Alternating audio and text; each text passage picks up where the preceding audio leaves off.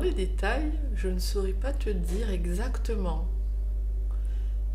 En dehors du lieu, ce qui s'est passé, enfin, on évoquait un sujet pour faire un projet commun, qui était le partage de ce qu'est la culture, la philosophie et les pratiques de la méditation dans la voie bouddhiste.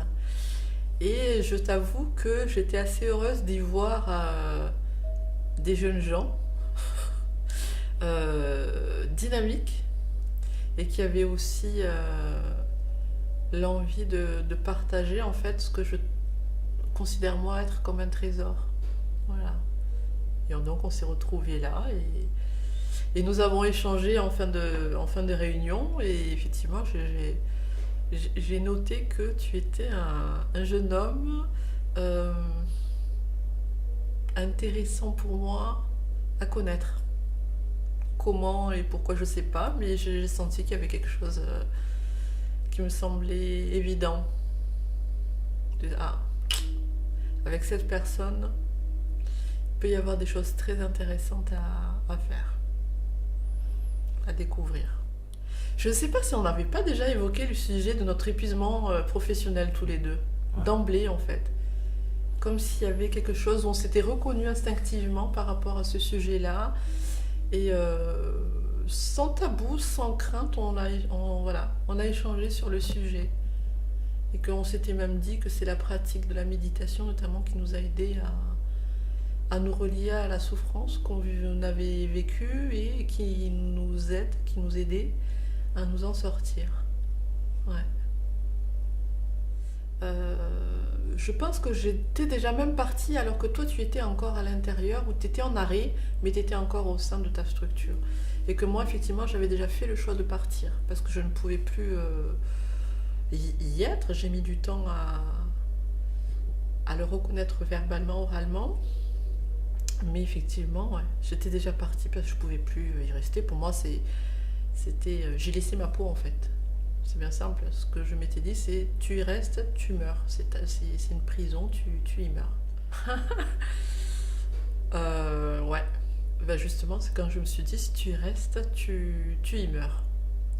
Et encore je n'ai pas posé ces mots-là, parce que tu sais j'étais infirmière en santé au travail quand même, avec un mental assez fort, pour ne pas voir et reconnaître certaines choses. Mais effectivement, je me rappelle très bien ouais, de cette journée d'octobre 2015 où justement une retraite de méditation dans le cadre d'une formation que je suivais, c'était devenu clair comme de l'eau de roche en fait. Cette évidence et puis cette pensée qui me disait ben, en fait tant que tu restes dans ton entreprise, ben, tu vas y laisser ta peau, tu vas mourir à petit feu. Mais vraiment, voilà, il y avait vraiment l'évidence que j'allais y mourir à petit feu. Et qu'il fallait que je m'en sorte, quoi. Ah, bien sûr, oui. C'est... Il y avait des signes, effectivement, que j'aurais pu reconnaître, hein, mais comme le cordonnier le plus mal chaussé, on a souvent du mal à regarder pour soi ce qu'on voit chez les autres. Et oui, il y a eu déjà une énorme fatigue qui s'était manifestée durant l'été 2015, où là, la batterie interne était vraiment hors de service. C'était suite à un appel d'une collègue qui m'avait informé de l'évolution qu'il allait y avoir dans notre service. Et après une heure de conversation avec elle, en fait, je suis allée dîner. En plus, j'étais sur un temps de vacances, hein, donc repos, pendant 4 semaines, cet été-là, pour la première fois. J'ai pu avoir 4 semaines d'affilée. Et je venais de sortir d'une semaine de retraite de méditation, justement. Donc, je me suis sentie reposée, requinquée. J'étais encore voilà, je débutais ma 2e semaine de vacances. Et après le dîner, impossible de tenir plus longtemps, alors qu'il était quoi, 20h15, 20h30. Je suis partie me coucher jusqu'au lendemain, 10h, 10h30. Et encore, je me suis forcée pour me lever, pour pouvoir mener un peu une vie de famille. Mais en fait, ça devenait pour moi un très grand effort de me réveiller, de me lever. Et ne serait-ce même que de profiter des activités qu'on fait en vacances. à la limite, me prélasser à la plage était déjà très fatigant pour moi. Donc, bon, voilà, je pouvais plus conduire, il fallait qu'on me conduise. Je perdais de la patience. Les troubles de l'appétit étaient un petit peu là aussi. Le sommeil, ben, je dormais. Je dormais beaucoup, mais en fait, c'était très peu reposant. Mais voilà. Mais auparavant, avant d'être lobate, comme on dit, il y avait quand même déjà un cheminement, enfin une succession de petites manifestations, mais que je ne voyais pas forcément en fait. C'est vraiment quand j'ai eu cette grosse fatigue, mais vraiment très très intense, hein, que je me suis dit, ben là, il y a quelque chose qui cloche. Je suis même allée faire des bilans de santé, hein, des bilans sanguins, je suis allée voir le médecin, on a fait plein de recherches pour savoir d'où est-ce que ça venait.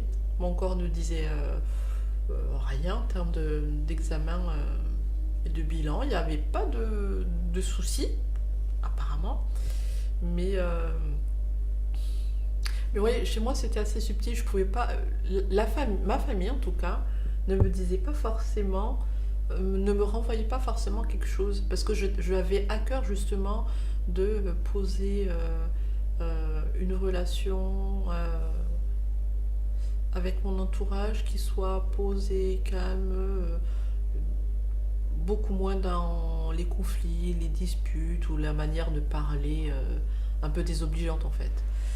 Ou l'irritation, parce qu'on peut effectivement se sentir irrité, on peut se sentir plus impatient face à son quotidien, on peut se sentir être moins disponible envers sa proche famille, ses enfants, pour ceux qui sont en couple avec leur autre.